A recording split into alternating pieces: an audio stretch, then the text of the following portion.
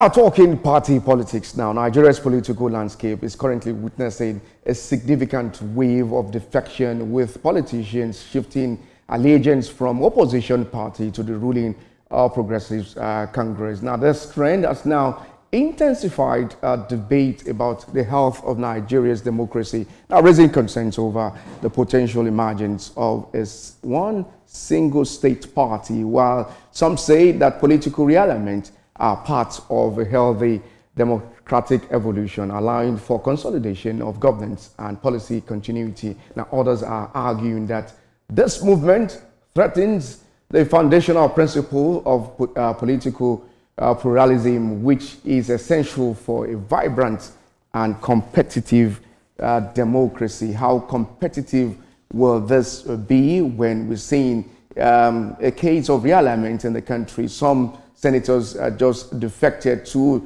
the All Progressives Congress. That's the APC. Now, joining us for this conversation is the APC National Secretary, Dr. Ajibola Bashiru. Good morning, and thanks so much for joining us on the program this morning. Good morning. How happy are you at the moment with your party? Seems to be the bride that a lot of politicians are moving in drove. Are you happy about this development? If I'm not happy, maybe I'm looking for another job. I'm the National Secretary of the party, and of course the mandate of any political party is to make itself strong, virile, and a veritable machinery for electoral victory. So if you are making successes, of course, that means that one of the key performance index of a political party and set parameters for the National Working Committee is being met. Of course, we are definitely happy. Is Nigeria turning into one-party state at the moment? We've had allegations from the opposition party that's what we are driven into at this time. I think those people talking about Nigeria drifting to one-party state are at risk of, what will I call it? I think it's comedy. It's comical. Because just as some are saying we are moving towards one-party state, there are also a lot of grandstanding on the part of certain elements saying that they are forming coalition or they are seeking to form mega political parties. So I think the whole hoopla about talking about one-party state is actually attempting to scandalize the All Progressive Congress from continue to work towards sensitizing members of the public as to the electoral viability of politicians coming into the APC. Is also trying to undermine the effort of the national leadership of the party to ensure that we broaden our base ahead of the 2027 election. If I may use the word, it's gaslighting, because by the provision of the Constitution of Nigeria, Section 221, the only way by which anybody aspires to office is through political parties. And the provision of the Constitution set parameters for formation of political parties. So constitutionally and conceptually, it's not possible to talk about one-party state in a plural democratic society, like us. What you may say is that maybe you have a dominant political party, and in any democratic system, at any particular point in time, there are always dominant political party. Today, the Labour Party appears to be the dominant party in the UK. That will not will not say that the Conservative Party or the Liberal Party are not in existence in those parties. Same thing also with America. For now, the Conservatives are led by Donald Trump, appear to be the dominant party, having majority in the two houses of the national legislature and also controlling the national executive. That will also not say that other political parties are not there. So to say that Nigeria is moving towards one-party state, at best, is scandalizing the effort of the leadership of the APC to broaden our base ahead of the 2027 election, particularly against the backdrop of those who are already even raising the issue of the election as early as last year, even when our president has not spent 1 year. There are allegations that your party is forcing some of these members to join the All Progressives Congress, and also allegation that your party, the APC, is also involved in some of the crises some of these opposition parties are facing at the moment? How true are these? I think as a credible organization like our party, we will not want to go into what we will refer to as a beer parlor gossip.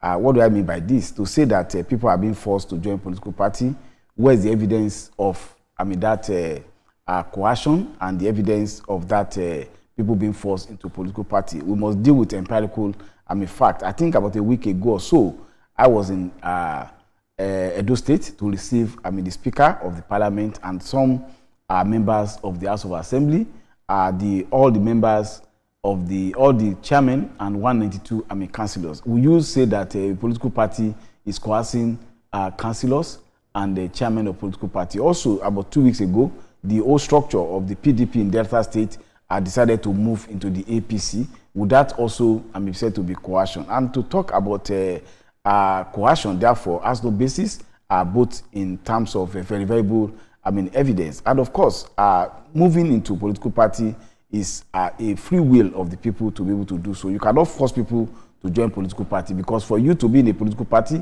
you must be ready and willing to work, to mobilize and ensure the success of that political party.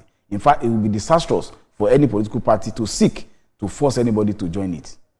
You didn't answer my second question about your party involved in some of the crises, bedeviling some of this opposition party in the country. The PDP is in crisis. The Labour Party, they are yet to resolve their crisis.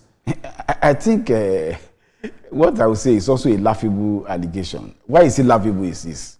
Are they saying that they don't have mechanism to resolve dispute in the organization? And in any event, from the point of view of tactics, would there be anything wrong in you seeking to undermine your enemy? Politics, democracy is about competition. So anything you need to do to ensure that you become competitive, you must also be able to do so. But I would say that as far as we are concerned, we don't know anything about anybody involved in crisis. And I think when you x-ray some of the crises that are bedefiling some of these political parties, there are verifiable fact as to what are the root cause of this crisis. For instance, the Labour Party, for instance, when a group of people sat in the office of a governor to say that they have removed leadership of the political party without following constitutional stipulation of that political party. So should that be said to be at instigation of the APC? And when you look at the People's Democratic Party, for instance, you saw fists being exchanged, blows at Wadata Plaza. Did you see any member of the APC at that place? And there are also litany of litigations about who is the authentic national secretary of the political party. You know that in this country today, two offices are very germane to any political party: office of the national chairman and national secretary, because they are the recognized signatory to even upload candidates at election. Will you say that APC is the one that caused the PDP not to have anybody to subscribe to collect form for the Anambra governorship primaries in that place? So I think those are lame excuses. At the best, they are laughable, and if I may use the colloquial language, they are just beer parlor gossip.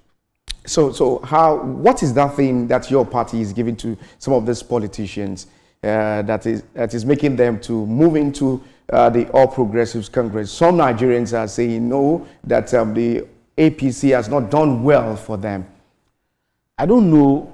There are two things you must also be able to say. You must also separate the fact that we have a government in place, which is the government of the APC.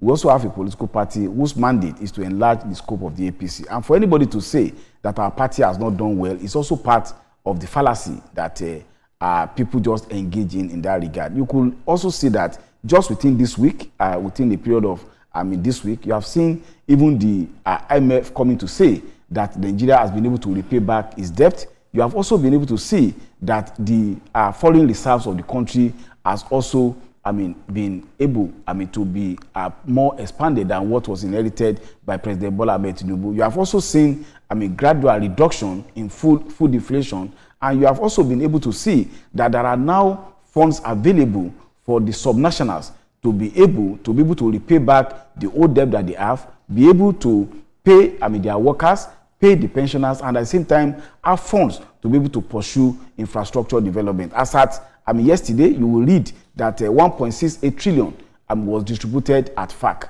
This is an incremental improvement on what used to be in place. So when, for instance, you are a governor of a state, and you discover that contrary to what happened before, when you are able to pay your salaries by getting a subvention or support from federal government, you now discover that you not only pay back the debt you are owing, you are able to pay your salaries, and you are able to be able to also engage in meaningful infrastructure development. Definitely, you want to associate with that government and with that political party. Is your party worried with the defection of the former governor of Kaduna State, Nasir El-Rufai, to the SDP? Are you worried about that? Who is talking about El-Rufai in Nigerian politics again?